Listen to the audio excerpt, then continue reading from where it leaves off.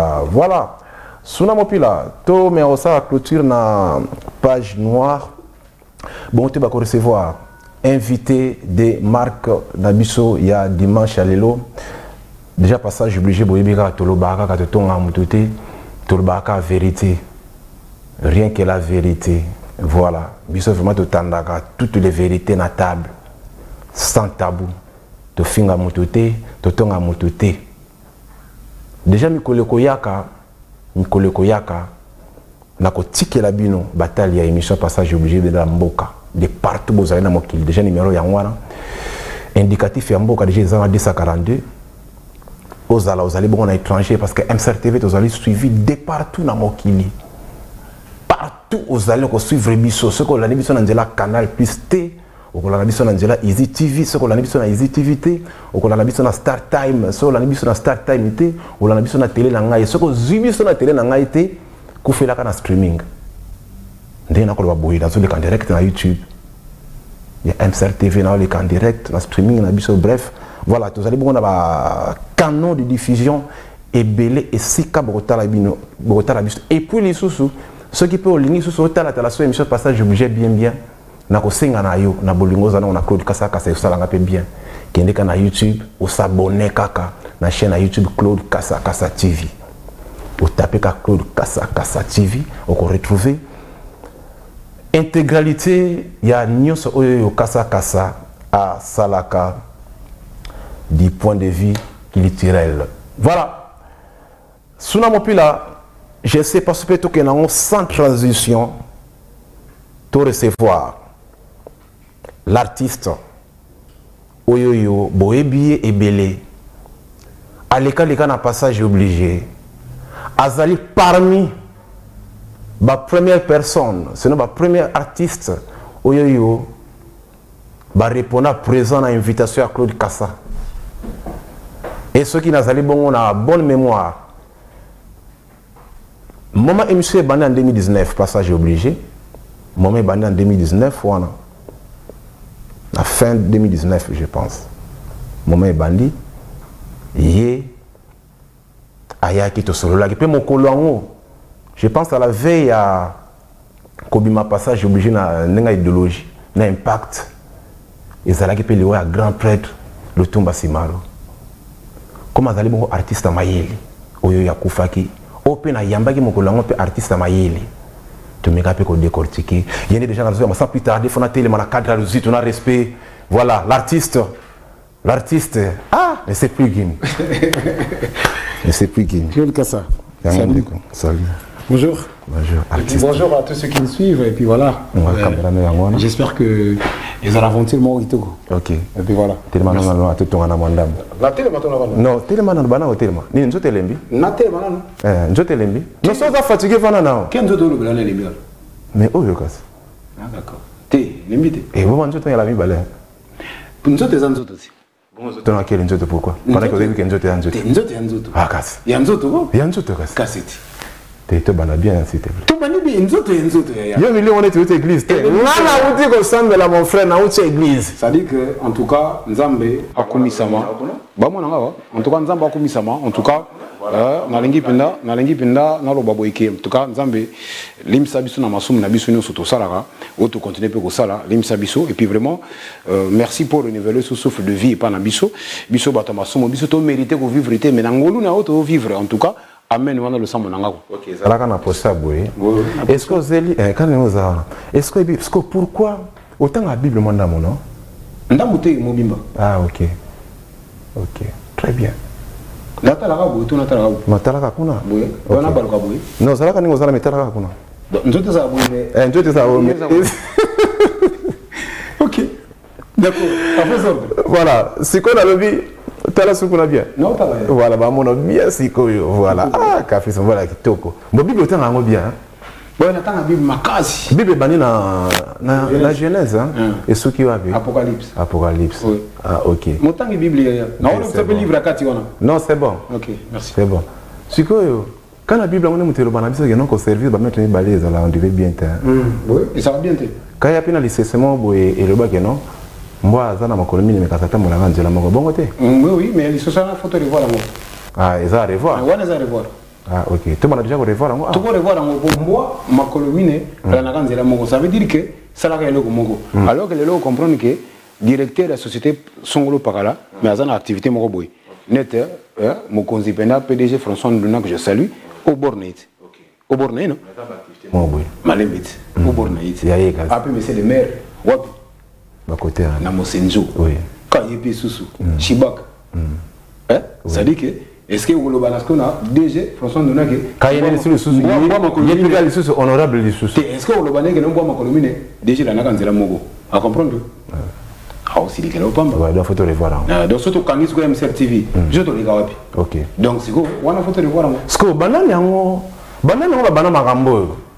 Nene yango a créé le CC wana. On a photo tout là. Non, ba créé. Tout là, on a tout là. Il faut malade. Innocent, moi na bateau. Moi na mari bonga. Moi na mari bonga. Salut. Mobali ya Maï, papa na Fatouma. En tout cas, en fait, ma CC Zaranini, ma CC Zaka, en fonction, il y a. Okay. Et en fonction de mon clinique botambola parce que les autres vivent moins extension oui bien kala Siafoumou est un village il y en a pas de naissance ni au village de Siafoumou mais les autres Siafoumou voilà maintenant Siafoumou est comme un quartier même voilà Siafoumou est comme un quartier Nakata vu la pointe noire. Vous comprenez, non? Si vous avez un arrondissement, mon beaucoup. Même l'hôpital à l'Anzélis n'a qu'à mon beaucoup. Mais l'hôpital à l'Anzélis n'a qu'à mon beaucoup. Bien, on va l'hôpital là, l'Anzélis. C'est comme si un arrondissement à l'Anzélis, mais donc ça veut dire qu'il y a un Moussoussou, il faut te revoir. Il y a un Moussoussou, il y a revoir. Moi, je suis un Munda, Bakolo Babé. Netkaka, les CCO, on est dans le Sana Koloba. Oto sala lelo, oto toloba lelo. Oto toloba lelo, oto toloba oyo. Il est ka oto lobaki lobby. Bisi sango suka wana. Mais ce qu'on a baki ça. Il y a le bati ka oto baki lobby zalaki mabe. Mais tu sais comprendre. Na comprendre ce que c'est que zoni. Pour na nini to zonga ce qu'on a Biblia. Oui oui. Ko ça la 2 mètres, ça mabe non? Pour Bible peki c'est bon côté. Bible peki. Parce que nous sommes égoïstes. OK. Mais pourquoi il ça va mettre Mibale? Net. Na Tony. Va mettre Yobi. Au Tony pourquoi ça va mettre Mibale? Ouais, parce que on a dit que ça va mettre Mibale. Pourquoi? C'est quoi? Il va mettre un banani. Tant qu'on pinga na limboleo. So tangi na limboleo. Grand prêtre Nzambe oh déjà oh to rebelle. Ah. Na ça là. Au ça il a carré. Grand prêtre Satan. Na quelle œuvre? Na œuvre yo zalina. Quelle œuvre? Question précise, réponse précise. Parce que nini oh ya caprice d'icône et zo glorifier Satan. Ibsa. Œuvre caprice qu'on est glorifier Satan. Mais tous les ayo mais tous les ayo ngai ba réponse à mais tu vas répondre yo. Na répondre yo. Œuvre de sala yo quand ngai to sala non. Œuvre oh yo sala les nini musala oh yo salaka. OK. Ezali bon musala mo boyo ko zala nango pambate. OK. Na sens pambate na sens. Ne c'est-à-dire ko zala pambate. Ndenge mbe na ngaka ba pambake le mot TV. Oui, pambake le mot TV. Ça sango yango. Ngasko na limela nzambe. Ayo limela nzambe. Donc yo kanza moko. Nzambe moko, c'est-à-dire problème n'a pas c'est que le but n'a qu'une salle à 2 mètres. Ouais, comment on a dit que vous avez 2 mètres? Mais deuxième mètre. Quand tu 2 mètres, on salle oh salle, on comprend pas té. On se comprend te quel. Yo salle musani. Musique. Voilà. Mettre en mettre la musique nani? Yeah, le gestionnaire de la musique entre-temps c'était Lucifer. Avant qu'il sorte. Tu comprends? Aucun de la réponse. Puisque les gens bien réponse. Merci beaucoup. En tout cas, Kito, on va continuer. Ouais, continue. Tu es aux côté. Il y a ce qu'on change. Tu as un MC, la caméra est belle. On va sentir. Ah, là, on va sentir. Ok. Donc, Malazawa. Oui. Que le maître qui s'occupait des chantres, il s'appelait Lucifer. Lucifer, ça veut dire l'ange de la lumière. C'est en lui reposait l'ordonnance de demander aux chérubins que cette fois-ci, vous devriez louer ou glorifier l'Éternel. Donc, il y a un bâton là. Et puis, à un moment donné, à désobéir, voilà comment il a été rejeté du royaume. Et en Zambie, à comment Lucifer. Mais ça ne, c'est comment Satan. Lucifer converti en Satan. Mais ça ne veut pas dire que jusqu'aujourd'hui, il a le contrôle de l'art divin qui est de la musique. Je dis non, justement non. Plutôt, Abundi Saraban en Zambie, pour que ça la perverti na Arwana. Et on a la musique mingi balongage, on a dansé. Ça, on appelle ça de l'orgueil. Où la Bible dit que cela et Zalaka fusionner la chute en temps normal parce qu'il n'y a pas d'élimination. En sens ça, on a d'artistes musiciens, rumba. Ça dit que Minene, Komisa, en fait, en temps normal, c'est un culte rendu au diable. Mais moi, je n'en fais pas un partisan parce que na promouvoir la mingi et puis conscientisation, bah on est tali moto, alors bon moto il y a existence et un Nzambe. D'accord, merci beaucoup. Logique. Mais faut retirer la musique. Faut le monamo na sala de maîtreté. Bon là bana yo se défendre. Bon afana le balisus. Na yo ki kasi. Mais na défendre kaso yo ki se kolongo na moto. Té. Non le ngona ngote. Oh le biga. Té non le ngona ngote. Donc wasi ke na yo ki té. Pour le bana le ngona ngote problème. Té wasi ke na yo ki té. Koyoka. Entendre et écouter c'est deux choses différentes. Écouter c'est comprendre, entendre les arasans. Dans ce que là on l'a. Faut le ngona ngote. Pour convaincre. Faut le ngona ngote, il y a pas boyambi na ngo. Pour convaincre. Agressivité no yambeli nga. Ayo, là on l'a pas convaincre. Eh kasi. Kitoko sanga bien ya. Pour convaincre nga. Makasi. Te ngana décider na convaincre yo. Yo ndé mutoko se décider na convaincre yo. Kasi yanga na tenir na convaincre té. Longo na ngo ya. Na comme convaincre té papa. Ah d'accord. Na te ya susu. Té na yo ki déjà. D'accord. Lundi mat. Non, non, comme convaincu. Mais qu'est-ce que là? Voilà, merci beaucoup, Café, c'est du corps de Monigo. Kitoko, très content d'être avec toi. Et puis, c'était l'entrée en la matière. Je salue toutes les personnes qui sont branchées. Et puis voilà, Yopimso Yaminga. J'espère que tout ça, la voyage Morobo et Makasi. Et puis, à l'entente, à l'attente, je vais dire, hein, aux attentes, je vais dire, du public. Hein, voilà. Déjà, on a dit que mon émission, c'est le parler pour Makasi. Artiste Mayele. Ah, Mayele, kaka. Ah, tu as yo non, yo posa Mayele. Bateau, on a vu souvent Mayele. Sunda Moupila, tu salues, il faut malanda. On fait bateau Mayele, ça là. Et puis voilà, yo peut me donner un avis sur Mayele. Donc, vous avez mérité à Mayele, quoi. Logique. Ok. Voilà, déjà, narcotique et la paix publique, Sunda, ce qu'on permet, c'est vraiment anticiper déjà rubrique on est pas nayo parce que design on a nos côté va concevoir la honte mais on a anticipé en rapport à oui oui anniversaire nous sommes pas dans la cadeau. Ah ok. Ouais voilà il n'allait pas les péter et ça rubrique à ce déjà des voilà on anticipe on a on est pas nayo toqué na ouais moi mais avant c'est 6 ça c'est là quand on commence à la dire on fait ça public à moi 2 ou 3 questions d'accord en direct. Ok. On va poser artiste na bango. Pas de souci non. Et ça la paie bien. On a paix en contact direct na bango. Et ça depuis que c'est sika. Mais na dévoiler on va na cadre idéologie na bango et pas dans na lobby. Voilà le bani au linga qui le bani. Non ba c'est que Robi Manabiso na ki to pour na mon sponsor. Oh. Ah on y a bien ya. Ouais, mais yo bi que yo mtolia to MCTV mtolia. Non, to sunda mtolia to ipo mtolia. To club kasa mtolia. Olingo eba nyonso wa. Mais habillage te biso pe toi là. Toi habillé pe na ngote. Olingo eba nyonso. Mais déjà n'enza boye. En fait, il faut pas comprendre là. Eza musala, eza effort. Ouais. Eza kakate ka boye kaka. Tout d'un coup ka boye que non. On est ma sponsor na ozo la tout d'un coup ka boye que star comme moi non. Et vraiment casse. D'accord. Nakolo beza musala oyi banaki tan susu depuis 2019. Na c'est pas li ponga pe ko bimananga na sentir. Depuis bon, c'est la pardon. Ko bimananga na sentir. C'est pardon. Donc c'est-à-dire eza musala makasi bakanisa te que non makambo yeka lelo. To bundi nango lelo mango ebimi et puis nga plaisir nanga pe na profiter pe na lobelango. Passage obligé de 2019 à 2023 na kanisi moi 4 mois eza wana. Oyo moi troisième sponsor déjà dans une émission. Troisième sponsor oyo bazo so. Bango 3 bazali to mi balé balongo moko tikali. Te talaka ka tout la mutu ya zaza. Na tika na Stark na ngai. Mais na ba ope no suspect bazo ya bo continuer ko ya. Na ko ya babino bien. Ko lobi 3 misono baki ba défend. Mi balé wana basunga ki ngape.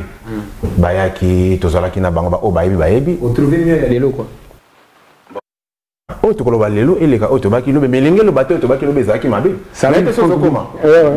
Est-ce que c'est comment non? Non, comme très bien. Voilà. Donc ba ona magisa ba poso ba yelaki. Lelo nga naza fier le cri croc to to tanga ngo ga so ke yebana ba mboko yo. Vous avez longtemps. Pour un passage obligé. C'est comme ça là sponsor. Sponsor mususu baza ba voisin na ko tanga te ba sunga ngai na moi 2 ou 3 semaines. Mais lelo to isu na biso Stark.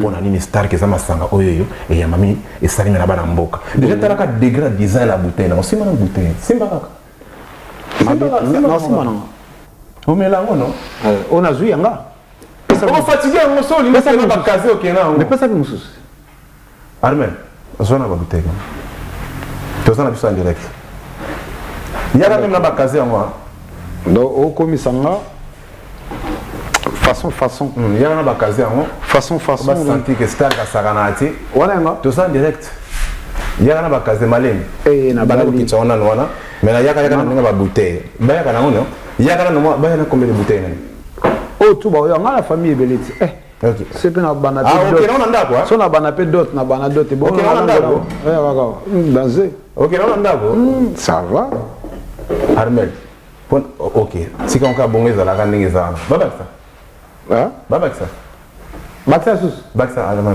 baksa sus alama baksa baksa sus mais place mais c'est ça il y a un moment là boy te va caser côté manangwa so esengi et ya o tu anga mais provision babaksa provision babaksa c'est que maintenant famille penda babaksa musombologie c'est que famille penda tantine nana penda et ça la bien quoi déjà moi on peut même aimer la cause tala marambo ezala boy voilà déjà ils a bien pour ils soutenir puis ba culturel ko la bino nane soutenir voilà nane soutenir aux a raison ça dit que faut ça moi bien à nous au permettre faut ça moi bien à nous quoi parce que pour le moment on a moi vierge bombelanga kaka pour le moment quoi bombelanga nous faut ça on a vrai bien quoi bombelanga nous nga monsieur Tsango Nicolas te yo là ambassadeur na kasi ça on a kasi te problème ambassadeur kasi nous c'est ça là hein nous c'est ça non pour sentir bien que na bien bien ce que makasi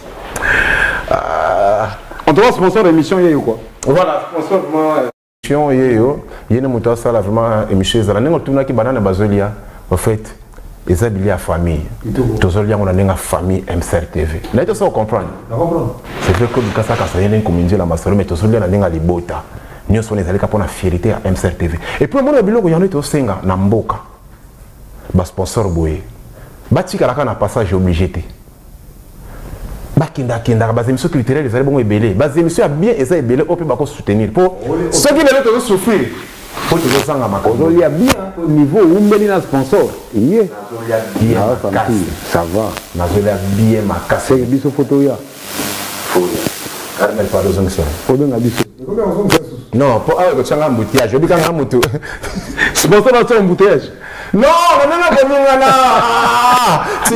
c'est bon voilà merci beaucoup café silicone mon ami ça fait moi bazané belé ouais la connaissance depuis 2010 à moins que nabo sana oui tout ça là qui n'a je pense la Saint-Pierre qu'on a OK tout ça là qui n'a connaissance comme ça album zela puisque album pesa eloko oyo ya kaka tout d'un coup boité ça va préparer pour février mais que l'on a 2010 de l'autre comme en 2023 13 ans et Karwana artiste azali akufa kité au chikape musique té vidéo wana ezala ki dia quoi parce que mingi il faut te profiter que le bango mingi lelo et ba mona se apparaître na télé artiste ça azala kaka c'est vrai ba yoka ba Eve na yo ba mona ba TV ba yoka de partout mais il y a beaucoup d'artistes boyés à la société et là qu'on a marché et ça là qui société direct ou on a et ça là qui dit à quoi caprice du corps ok n'a qui mobembo vous savez qui n'a biso na mboka to ndenge mbo akola na makolomi nete ok n'a qui na banzela mosusu toni c'est ça qui attend mobembo musale sale makaka le problème c'est pas celui-là le problème est que bon, tout expliquer, tout kenagi web, tout ça là, ni examen passé. Examen passé pour battre comprendre biso na boité que tout ça là comme ça tout détaillé, tout kenani ni na ebike na zangi bato belé. Na zangi bato belé, bato pe bazangi nga ebelé. Na epé que boya nga balia ke pa ba voisin parce que ceux qui nga balambité, moko ba boya na lopanga ba voisin, mbo fa ke kana faut comme ya bango mais bon maintenant que je suis là et là comme tu es c'est que tozon na lobité total et la school et là non senga na batu merci de renouveler la confiance non senga na bango ba renouveler confiance au papier ça inga avant au ba ba ki no na bende la mboka na yende jona na yemba danser jona penda net ça va bien qu'on puisse renouveler cela parce que mutongo ka yeyo akufa ité mais plutôt na ko travailler parce que depuis na botama na bimisa album na 2008 donc so du âge nanga ti 2008 les attend ebele ko leka onga na sali donc là ça fait 13 ans que on préparé loko et là on ce qu'on a préparé ngo ebeli yango ce qu'on a yele bino donc maman na likambo sinon ya mutuya onga na yele bino ezake nazongi na mamnanga otu bosenga ki na yoki bosengi ya ba mélomane ya ba musicien ba nyusu ba doléance na bango di konde nini album asika nzembo clip boye donc yango ndé na yenango pour vous dire que bon place na musala et puis voilà quoi donc tonto wana boli misanga celui qui m'a kokose zalaki nazanga bino be bozanga inga et puis maintenant to lekisango to démarrer marambo avec force ya mokili quoi. Voilà les caprices d'icône tu comprends puisque nous sommes systématisés tout le black ilelo. Déjà félicitations, on encourage aussi pour Oloba et puis au fond là qui au Kangai ma côté et puis naibio que nous a bossé au travail qui ma case. Alors nakati album mona, je pense qu'on échanger mais tu peux te battre plugin. Non c'est plugin, toujours voilà. Plugin. Voilà. Et puis c'est on a pesé qui na bati très belé. Bati très belé. Voilà. Moment na pe na yebaki oyimbela bati belé parmi bati oyimbela moko akufa déjà pour na yo kan nzembo wana. Totangi ya na biso l'aéroport à Gislem Bali. Voilà. Toujours. Ça dit que dans l'idéologie à superficie à Congo 342 000 km². Celui de la leçon primaire CE2, il y a toujours. Donc 342 000 superficies changeaté. Donc plugin pièce à bongo échangeaté et les mots le bateau mboka yimuke mune l'été ba frontière ba tracer déjà donc plugin eza ngroupe ya ba titre to ba on ngwana mais bon on a longoli moko ya mutuya peut-être à mutuya ta mais moko na kata ba titre banzembo za wana na su moko au titre ngo pesa moko yango ne muteza la songanzila to ba on ngwana yango ne mutela sanzela.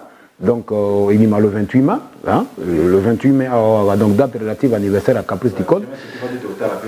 À 10 heures, et puis voilà, ça la fait bien. Oui. Donc, voilà, donc tu relative. Alors, les Caprice, aux 8 ans, 13 ans, ils allaient bon ébélé. Aux 8 ans, il y a Koyoka.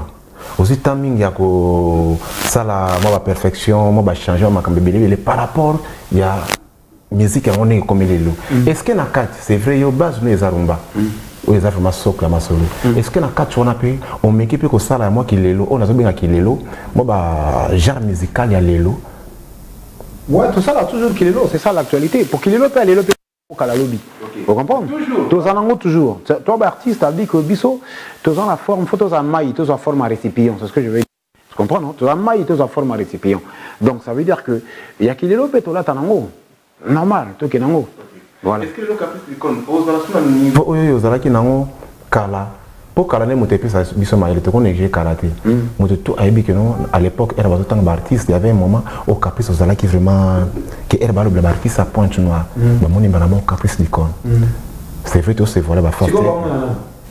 Non, non, na solo belayo. OK, d'accord. Continue la question. Na solo belayo.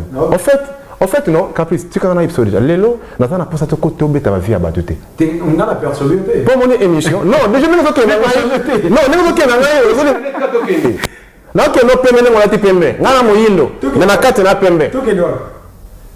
Na boy to kende, to le bela, Caprice du côté de la plugin. Te to kena nyoso. Na c'est plutôt kena nyoso parce que moi je me définis comme étant comme l'IPA. À mon avis, l'IPA au Mokonzambo aliaka na oyo le peuple d'en bas, Aliara et Zaragumoro, et puis c'est fait à la portée de toutes les bourses. Donc pour l'engaï, je suis prêt. Naïe, pour un makambo, oyoko tuna, oyoko loba, o mokiliana pour sabat tuna, vous comprenez? Donc sans réticence, sans réserve, tout est Caprice aux Alakiwana. Mais à un moment donné, Caprice, au combat qui est étouffé. Avant Lazare Akoufa. Lazare c'est mon repère qui contrôle la pointe noire et côté Batoarumba parce que musique ils ont bien décalé les bazali tout autour de la rumba parce que aux amotarumba Lazare c'est mon bazwa qui moment na Zuluba de Mangunga ba kende Caprice depuis moment na okoma ki mo étouffé lelo na niveau point no na koloba ningi tozala ki kala ika so bon côté ki ba orchestre ba groupe zo répéter bona Caprice le toyi ba sauter ba joue na répétition avant na ko ya chez yo na répétition oyebi na yé na bi Caprice zo répéter justement mais lelo Caprice joue la répétition et ba na sauter ba misa Caprice ba na sauter et puis lelo on a profité na tourner est-ce que groupe ezala kaka tona kada stand by nyonso na tokoyeba kaka lelo Caprice ozaso Caprice a karaté soué na ngai na soué ya ba fidèle na ba fanatique na Caprice ozonga parce que Pointe Noire est vide. OK, c'est fait le baka ka musique mais ça ka mangungu kaka makelele ka ya wenze kaka. Ah bon? Non nazoloba pona ko dénigrer batuté. OK, on a ezali bon on a zo ba eza vérité. OK, poka musique na mangungu ngo wana bango depuis bazo tchela biso bazo chaper na pona bazo défendre depuis kana makelele ngo wana. Okay. Mais la structure proprement dit vraiment n'engi makamango ezalaka. OK. Tout ça sur la norme était orchestre net na ko ba eza société. Les autres tika place na ba décaler. OK. To tika place na ba décaler. To tiki moi place on a le ba Pointe Noire. Na niveau Brazzaville to tiki place na ba bateau bazana mo ba localisation bilo mo ba bongo. OK. Nini ka est-ce que Caprice lelo okoluka so remonter Pointe Noire. Bon, to bateau ba pisa ko confiance. Les locaux singara ba pisa so confiance. Bon, biso to pe sa place na ba musique mususu. Tu peux ça fait placer na ba décaleur tout ça. Moi je trouve ça normal. Il faut musique nous c'est là. Parce que tu peux interdire une musique existante dans une nation, c'est pas seulement de la rumba. Moi je pense. Bah décaleur faut bazala, je suis d'accord. Ceux qui œuvrent dans des afros diverses, il faut bazala, musique folklorique faut ezala, musique pop faut ezala, salsa faut ezala. Et puis voilà. Moi je pense que nous sommes les musique, il faut ezala. Donc il n'y a pas une musique qui étouffe l'autre, parce qu'il n'y a pas une musique qui existe au détriment de l'autre, je veux dire. Il n'y a pas une musique qui existe au détriment de l'autre. Donc, musique, nous, c'est la musique. Maintenant, le problème, c'est que, et le Kolongo Balanga, c'est que les acteurs de la rumba sont effacés. Surtout, Belé Petoto, père de Bango. Hein? C'est-à-dire que, père son âme, je l'ai toujours dit, ça n'a pas été dans Citara Saint-Lazare, un acteur pas le moindre. Et puis voilà, Belé, Fondé Crépino, Magellan, et puis voilà, Satellite Zagrazi qu'on vient de perdre, son Badjo, la Joanie, et puis et Belé qu'on a perdu. Alors, donc, je trouve que la rumba est en train de se dépouiller de ces hommes valides, je veux dire. Donc, moi, Moukio Totikali, on espère, on vous espère, ou le public espère bien que Tozala en mouvement. Mais pour être en mouvement, il y a logistique, c'est tout un travail. Bon, les coronavirus et Makasi. Vous posez des questions, ça fait 2 ans. Tout ça là qui ont fermé la carte, ça va parler. Vous vous posez des questions, cette coopération avec eux, comment ils sont des acteurs qui ne faisant que de la musique, la rumba.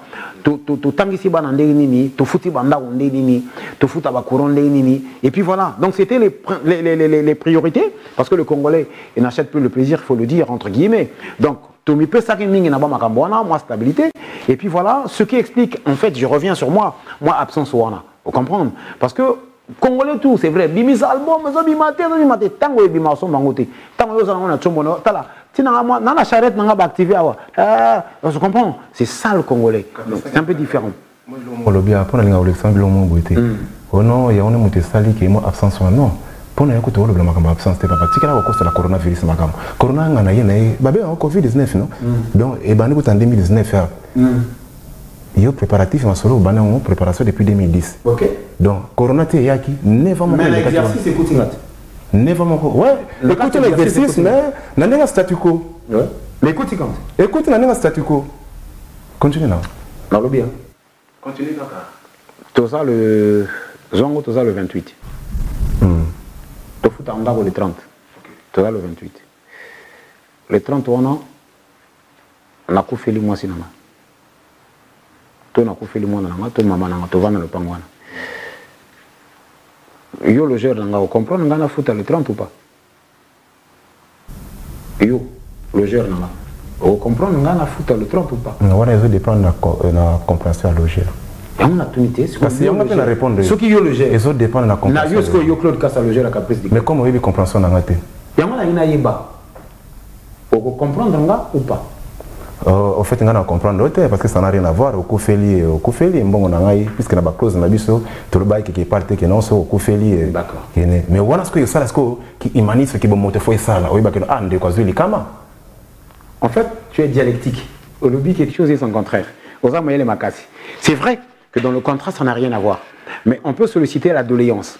Et on a le lobby, coronavirus est frappé, c'est une pandémie mondiale. Oui. Au Longolangotin, sur Longolango, c'est que aux la planète Terre, c'est une pandémie mondiale. Vous comprenez? Nani yango épargné nani. Ata biso to belango makasi na famille ata babelango te mais papa, moi j'étais victime, j'ai perdu mon oncle qui est Orlus Mabele. Oui bien non. Oui, là, bien. Voilà donc je ne peux pas être en fait et Robini Saldo. Ah d'accord. On est d'accord? OK.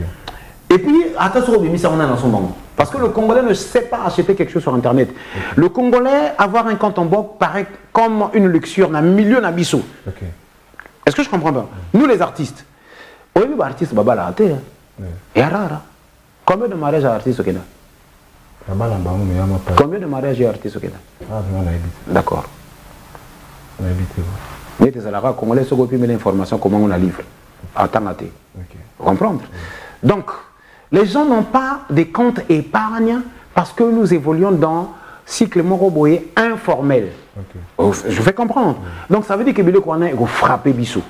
Qu'on le veuille ou non. On va dire quoi? Qu'on ne sont pas organisés, non pas des comptes épargne, oui. Mais comment l'État nous gère? Comment les structures qui sont établies gèrent les artistes et musiciens? Quels sont nos revenus? Qu'est-ce que nous on apporte à l'État? Ce sont des questions, des points d'interrogation qui s'opposent pour que de trouver satisfaction et puis résolution dans la vie professionnelle au Yabiso. Parce que c'est un métier. Nous faisons partie des petites et moyennes entreprises. Ok, artistes et musiciens. Mais alors, est-ce que nous, d'abord, pratiquants de cette musique, nous en sommes conscients que être leader, ça veut être à la direction, PDG, président directeur général d'une entreprise. Est-ce que nous sommes structurés en entreprise? Tout ça, le yingete, que toi, on a orchestre. En quoi est-ce que nous sommes rentables? Est-ce que les orchestres existants sur place ont des comptes en banque spécifiés au nom de l'orchestre? Sinon, ce sont des comptes particuliers des individus. Il faut réglementer ce secteur. C'est ce qui fait que musique Nabiso et mon anato et mon anaté. Entre guillemets, je veux dire. Donc il faut réglementer ce secteur. Nous venons dans cette aventure sans que qu'il y a des devoirs et des droits. Que nous devrions faire partie, nous devrions être en face de ces droits, nous devons répondre en cela. Est-ce que nous sommes préparés? Bon nombre des artistes ne sont pas préparés parce que les artistes, c'est au Tielox, au Toboli, au Toi, au Ibi, au Finga, au Ibi, ça a peu comme artiste. C'est ça en fait les problèmes qui minent l'évolution. Caprice d'icône à Ozangabato, Caprice d'icône face à la oui, mais la musique ne se repose pas seulement sur Caprice d'icône. Caprice d'icône est un échantillon. Maintenant il faut prendre toute la crème, les artistes. Est-ce que les artistes sont préparés? Est-ce que nous sommes prêts? Ou bien nous faisons partie des refus des gens démunis de savoir du domaine et les gens sur lesquels que Bako Kanga même structure wana. Et puis je vous rappelle ça, dans Congo Brazzaville, beaucoup Kanga musique, l'État va vivre. Parce que c'est comme l'impression que nous n'apportons rien, alors que nous apportons. OK. Point d'interrogation. Merci Caprice. Vous avez côté Zokota ana. Soit le Tokota ezapela monene makazi. Mais la qualité ngana ko bakaka musique na biso Afrique. Puisque je pense pas aussi qu'il y a dans la Kinshasa na Côte d'Ivoire côté vraiment makamango, surtout dans le Nigeria wana. Côté moi industrie on les a vraiment développé dans limité que même les orchestres bazaka ba compte bancaire, je sais pas. Peut-être dans qu'il a poto. Non, voilà pas ça.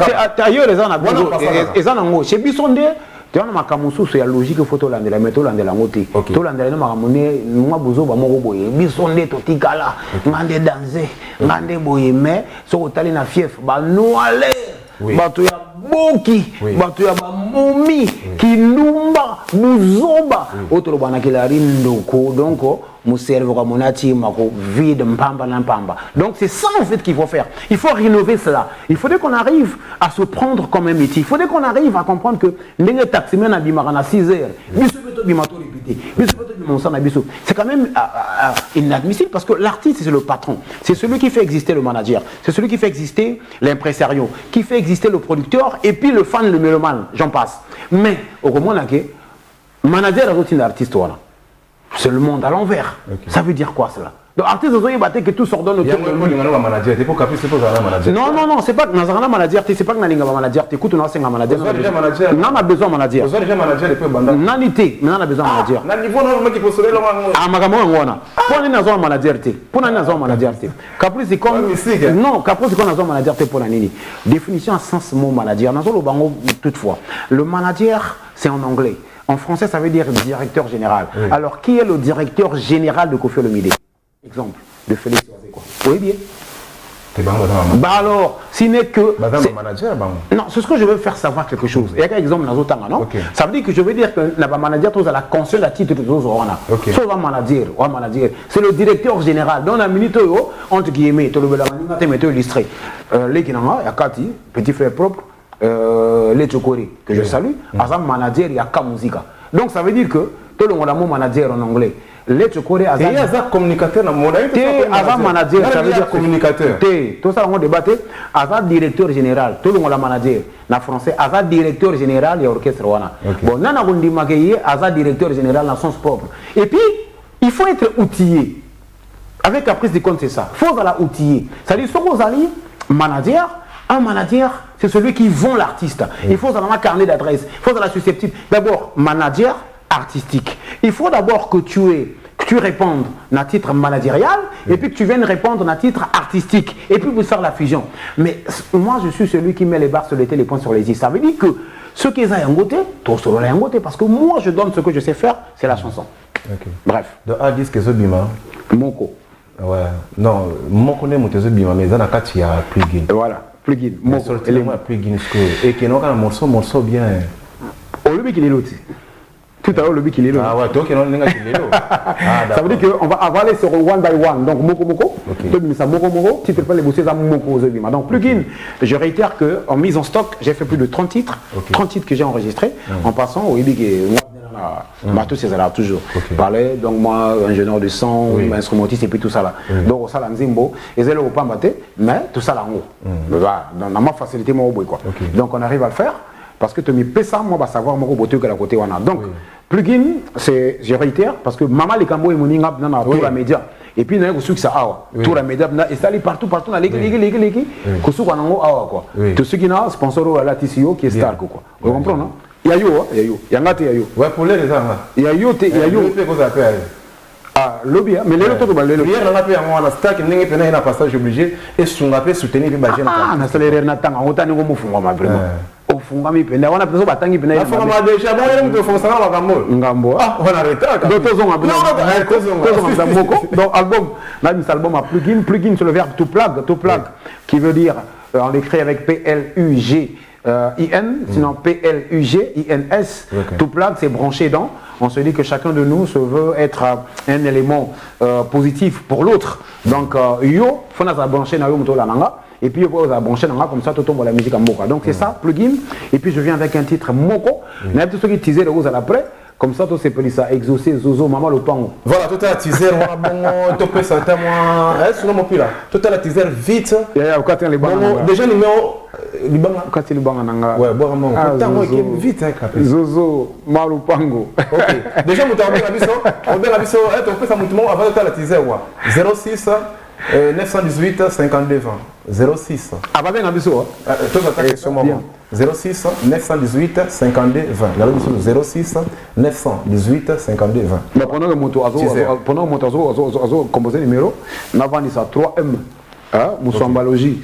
Oh Léli Petro. Voilà, on a boire raté vraiment en tout cas. On a boire qui et ça là bien, hein. Tel Mujinga. Et ça l'est bien. En tout cas, moi, Tantine Nana, n'a famille vie, nous surtout. Nous avons Rémi depuis la poto, Rémi vie. Et puis, nous avons Maman Alpha.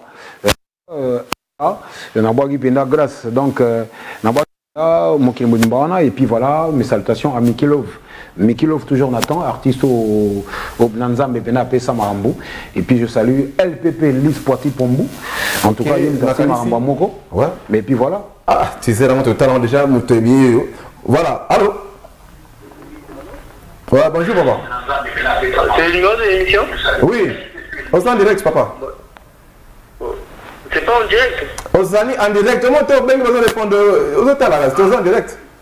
Ah d'accord. Ok. Vraiment mes salutations à Caprice Vicon. Merci beaucoup. Merci. C'est Paul PHP. En tout cas, Caprice Vicon, merci aux Zongeli Soussougé. Parce que tu as multiplié les lives toyebi yango Paul doit yebi yango siko en ce moment toujours singa na yo la Chine société en tout cas au Kenya Boso et biso la culturelle tout a toujours simana yo voilà c'est donc ça mon message à l'endroit de l'artiste Café Zikon Paul PHP voilà. Ok, merci beaucoup. En tout cas, voilà, je salue ces grands acteurs, moi j'appelle un grand acteur de la culture Nabiso, hein, Paul Poiboua, Jean PHP, un communicateur bio, Moutomoro Paul vraiment, et un soutien à Bino. Par Paul, il y a aussi d'autres artistes, il y a d'autres téléspectateurs la deuxième question, qui nous suivent depuis voilà. Deux questions, Kaka. Oui, allô? Allô? Voilà, ah, bateau belé, voilà. Et on a toutes les questions là. Tout à la teaser, tu as vu ce que qui bateau, comment bien, bien, est-ce que teaser, il y a titre. Teaser, bon, on te clôturer. Il y a Moko. Au pétale de soleil, les saveurs de ton amour aux senteurs de miel embaument mon cœur. Comme le lys immaculé, parfume mon âme qui s'envole au royaume de tes cieux. Tel était ce beau refrain à mon oreille jadis à chaque matin. Qu'ai-je fait pour vivre l'invivable? Pour te parler, il faut écrire. Pour te voir, il faut dormir. Pour t'aimer, il faut souffrir. Pour t'oublier, il faut mourir.